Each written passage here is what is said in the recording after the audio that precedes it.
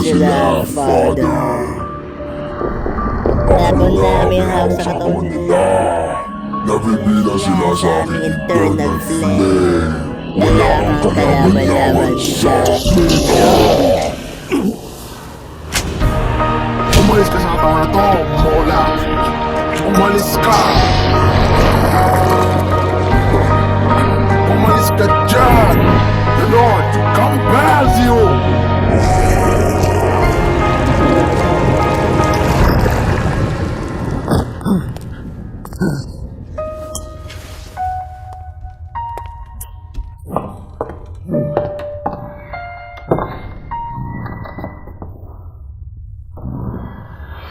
Sa ngalan ng Ama, ng Anak na Espiritu Santo, lumayas ka at huwag ka nang babalik dito. Bumalik ka na sa iyong pinaggalingan mo, anak. Inuutos ko sa iyo na bumalik ka na sa iyong pinaggalingan at huwag ka nang babalik.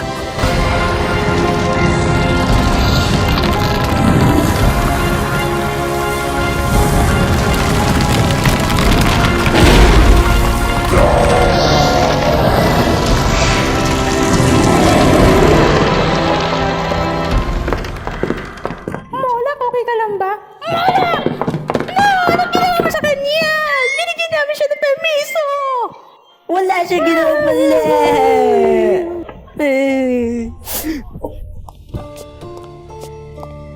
Sino ka at ba't ka nasa bahay ko? Mom! Ha? At bakit ka nandito? Kaya pala wala nag-aalaga sa batang to. Huwag mong pagsalita ng gano'n na anak ko! Alam ko na maalaga ka sa anak mo. Pero yung katigasan ng ulo mo ang nagdala sa anak mo sa matinding panganib. Hindi mo alam kung bakit siya nandito. At ang alam mo na yung mag-inom? Napaka-irresponsable mong magulang.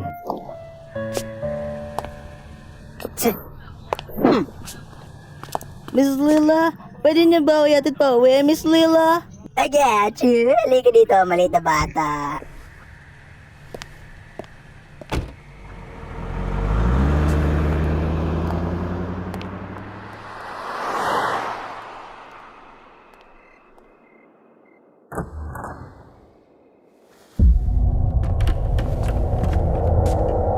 Anong kailangan nyo?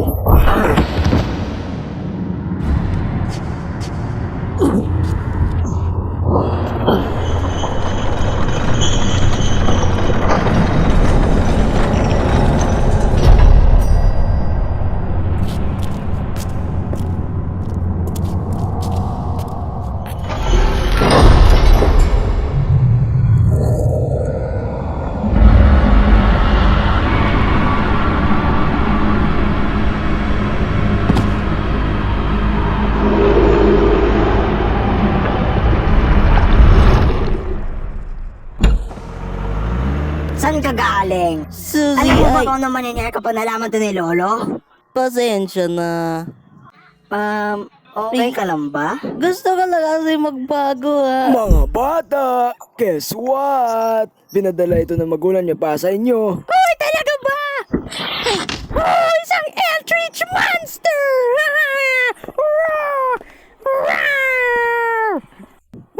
What's the point kung wala sila dito?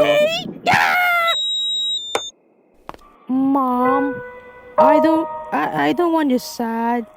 Ayoko po maging problema sa inyo. Gusto ko lang po maging proud kayo sa akin. Para ako yan. Para...